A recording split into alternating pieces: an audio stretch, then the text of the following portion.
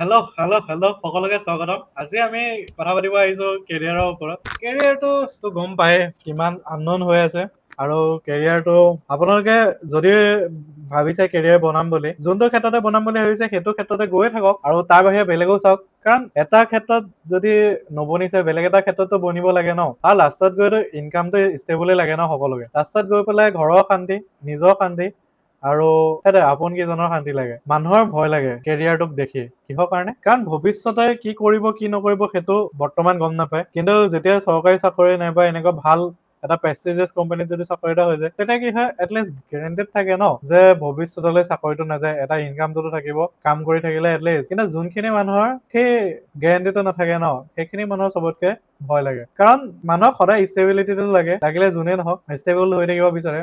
আৰু সেইটো দেখি মানুহে চৰকাৰী জব যে বেছি প্ৰিফাৰ কৰে, সেইটো কাৰণে লাগিলে ছোৱালী দিয়াৰ পৰা একে বিয়া হোৱালৈকে সকলোৱে চৰকাৰী জবে প্ৰিফাৰ বেছিকে কৰে। কাৰণ তেওঁলোকৰ লাইফত ষ্টেবিলিটিটো আছে, এটলিষ্ট বেলেগ থাকক নাথাকক। আৰু এটা কথা গম পায় কিহৰ কাৰণে মানুহৰ ভয় লাগে। মানুহৰ যিটো বস্তু গম দেখা নাই আগতে, সেইটো বস্তুলে ভয় লাগে। এতিয়া যেনেকে ভূতলে বেছি ভয় কিয় লাগে? কাৰণ আমি ভূত দেখা নাপাওঁ বুলি। এইটো সঁচা নে মিছা সেইটো কবলৈ নাযাওঁ এতিয়া, কিন্তু আমাৰ ভূত বুলি কলে ভয় কিয় লাগে? ভূতলে ভয় লাগে এইটোৱে, কাৰণ আমি দেখা নাপাওঁ আৰু সৰুতে সোমোৱাই দিয়ে। আৰু এটা কথা, সৰুতে যে বহুত কথা এনেকে ভয় খুৱাই দিওঁতে এটাই ভাবে সেইটো সময়ৰ কাৰণে ভাল, কিন্তু সময়ৰ সোঁতত যেতিয়া ল'ৰা ছোৱালীকেইটা ডাঙৰ হৈ গৈ থাকে ন, সেই ভয় খিনিয়ে কি কৰে, পিছত বহুত খিনি মানুহজনক আগুৱাবলৈ বাধা দিয়া নিচিনা হৈ যায়। সেই তেনেকুৱা ধৰণৰ কথা। আৰু সৰু ল'ৰা ছোৱালী হওক, কলেজৰ হওক, নাইবা যৰে নহওক, ল'ৰা ছোৱালী যদি হয় বোলে ক্লাছ কৰে, ষ্টুডেন্ট যদি হয়, তেন্তে যিমান পাৰে ন তেওঁলোকক গাইড কৰিব চাব। এইটো নহয় যে এইটো বস্তু বেয়া, এইটো বস্তু একে ৰিজাল্টটো ফাইনেল ৰিজাল্ট দি দিব নালাগে। তেওঁলোকে ক'ব লাগে এইটো বস্তু এনেকে হয়, সেইটো বস্তু তেনেকে হয়, এইটো কৰিলে সেইটো কৰিব লাগে, এইটো হলে এনেকে হয়। সেই বস্তুবিলাক বুজাই পেলাই ক'ব লাগে। অকল তাত ডিচিজন দি পেলাই একে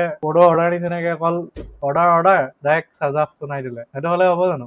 পানিছ কৰা আগত এটলিষ্ট বুজাবতো লাগে, আৰু তেওঁলোকক জানিব দিব লাগে এইটো ভুল হৈছে মানে ভুল হৈছে, ভুল হৈছে মানে শুধৰাব পাৰি, সেইটো কথা শিকাব লাগে। কিন্তু সেইখিনি বস্তু যেতিয়াই নিশিকে, পিছত জীৱনটো যিমানেই আননন হৈ গৈ থাকে, তেওঁলোকে ট্ৰাই কৰিব ভয় কৰে নতুন নতুন কথা, আৰু নতুন ৰাস্তাত যাবলৈ ভয় কৰে। হয়, তুমি লোৱা ৰাস্তাটো বেলেগে নল'ব পাৰে, বেলেগে আগত লোৱা নাই, কিন্তু সেইটো কাৰণে তুমি ভুল নহয় আৰু শুদ্ধও নহয় সেইফালৰ পৰা। কিন্তু যোনদিনাখন তুমি ছাকচেছ হবা, সেইদিনাখন তোমাৰ পথটো ৰাইট হব আৰু তুমিও ৰাইট হবা। সেইটোৱে কৰি গৈ থাকা আৰু আগুৱাই যোৱা। আৰু তুমি যদি তোমাক যদি প্ৰুভ কৰিব আছে তুমি ৰাইট, দেন গৈ যোৱা। আৰু সেইটোৱে লাষ্টত গৈ ষ্টেবল হ'ব লাগে। মানুহক আননন কাকো নালাগে যে এইটো বস্তু গম নাপাওঁ, দেখা নাই, সেইটো হ'ব কেতিয়াও নালাগে। এটলিষ্ট নিজৰ যিটো ষ্টেবল এটা ইনকাম নহয়, সেইটো ফাৰ্ষ্ট চিকিউৰ কৰি লোৱা, তাৰপিছত যি মন যায় তাকে কৰা। এটলিষ্ট মৰেলি যিমান পাৰা, আৰু নিজৰ ভাল, ঘৰখনৰ ভাল, সকলোৰে ভাল, আৰু আগুৱাই গৈ থাকা। সেইটোৱে।